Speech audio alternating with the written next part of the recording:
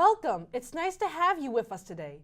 We all know that Putnam takes great pride in having a high rate of on-time attendance. But there are times when you just can't get to school on time, or if at all.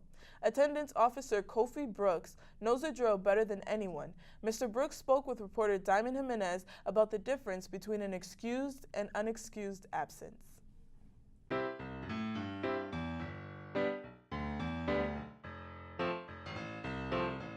An excused absence is an absence that after the student has been absent, they provide verification of their absence through a note from their parents, a phone call from their parents, or a note from a doctor. An unexcused absence has neither one of those three things, so therefore it stays in the system as unexcused. In that case, a parent will receive a phone call after school on that day that the student was absent to let them know they were absent, and they can call back to either verify the absence with myself or the teacher that may have marked them absent for that day. Most teachers have used PowerSchool, which is the system that we use here in the district in Springfield. They can go on PowerSchool, and there are codes to which verify that a student is either absent or present for a day. And if there's any discrepancy with that, they can always call the attendance office, and I can answer any questions they may have. Everyone at Putnam is familiar with the gray shop t-shirts that freshmen are so proud to wear. Sophomore Tanisha Andrews has an up-close look at their creation. Graphic students are showing us how to silk screen the t-shirt for the new freshmen.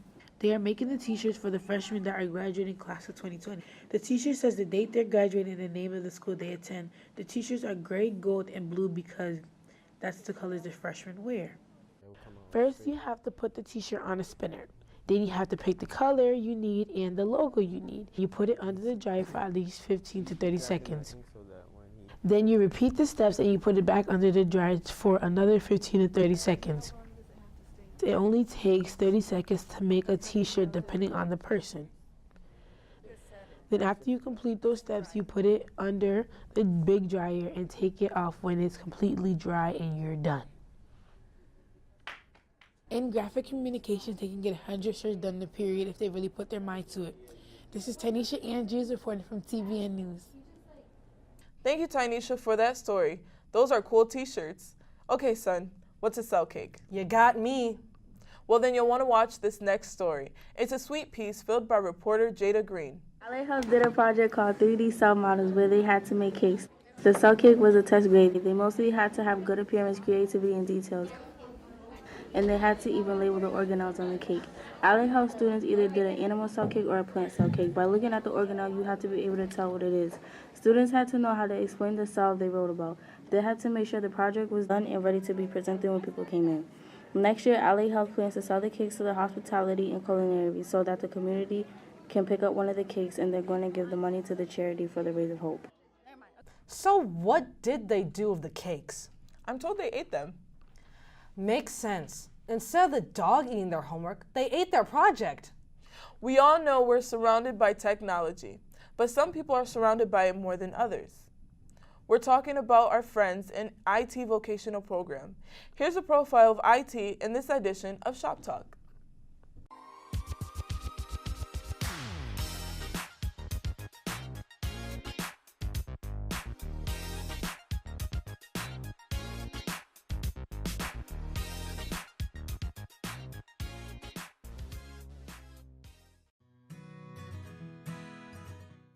So the mission of SHOP is to teach our kids to become creators of technology, not just consumers, not just those that are capable of using an iPad, tablet, surfaces, things of that nature.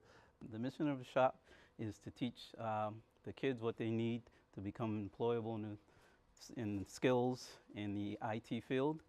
But amongst all of that, they're learning to be really be able to kind of be computer detectives, computational thinkers, problem solvers. So they're not only just taking this technology and using it, but they're able to create something that no one ever thought of in the past. The most technical skill that I can think of is probably our problem-solving skills. Students learn a variety of things. They learn some of the basics, which is the hands-on, taking apart a computer, putting it back together, and those are some of the basics they learn. Paying attention to detail is very important. We like to teach them the soft skills, such as employability, teamwork, and the problem solving, and also the technical skills that they need to help them in the future. Mainly teamwork, because you gotta work with each other to tell what you gotta do, tell them what you did already, and tell them what needs to be done. They're important because not everything can be done on an individual level. You need, everyone has their own set of skills. One person might be better at doing something than another person. I think the biggest soft skill is the ability to communicate these higher order thinking, these complex computational thinking ideas, and relay it to somebody, maybe your boss, maybe your coworker. As an example, having this conversation with my boss about a firewall. IT people understand what that is, but somebody that's not in the field may think it's something entirely different. So you have to be able to explain those higher IT ideas while talking to somebody that's maybe not in IT. I think what makes a great student in this shop, and actually a great student in any of the shops, is ultimately a desire to want to be here. I think if you want to be here, if you enjoy what you do. I just like a kid who's inquisitive. You know, if they never want to stop learning, that goes a long way with me. You know, because they're willing to absorb everything I'm willing to teach them. If you're in any shop and you love what you're doing, that's going to be what wakes you up in the morning and gets you to work even when you don't want to go to work. The shop prepares us for a career by teaching us what we would do in the job that we get, depending on what we get, either programming or building computers or just repairing them. It exposes us to like real world types of scenarios and situations. For example, things like test out, they do a good job at trying to simulate reality. We have the kids of the future here. You know, they're the ones who are going to be our future programmers, our cybersecurity personnel, our network technicians. We definitely have some talented kids at the school. I think my message would be come to Putnam and see the work that we're doing. We're not just pushing out students that are capable of passing a certification or a test. Well, I plan on taking the skills that I learned in this shop, and I plan on going to college and getting an associate's degree in computer engineering. We're actually creating students that have the ability to not only do the work, but because of the access they have, they're actually touching the very equipment that they'll be working at your organization.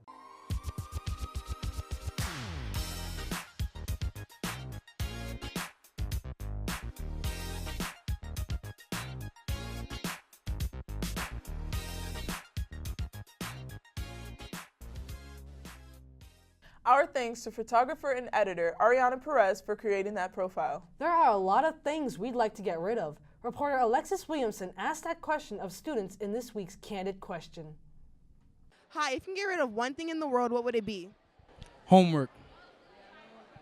Because I hate doing it. All these fake people. You guys are fake. Fake! Fake! I think one thing I would get away for is not having equal rights, because I think right now everyone is not equal, I guess. So it would be good if we have equal rights all together. Hoes. Yo hoes, my hoes, everybody hoes. War. Less death. You know, I like people living. That's a good sign. Hi, if you can get rid of one thing in the world, what would it be? You. I would say world hunger, because everybody deserves to eat. Just call my number and I can feed you. That's kind of hard, but I'm going to say my ex. Yeah. Why? That's the question. Why? I don't know. She's being like, I don't know. I don't even know right now. That's kind of hard. That's kind of hard to say. I can swear in here. Mosquitoes. Because they spread disease. So, what would you like to get rid of? I'd like to get rid of all the homework the teachers are giving. The year is going fast for our seniors. Our TBN cameras caught up with senior student athlete Trust Okori.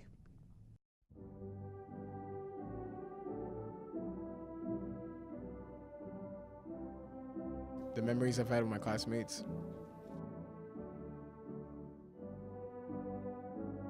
I want to go to Hampton University and study computer science.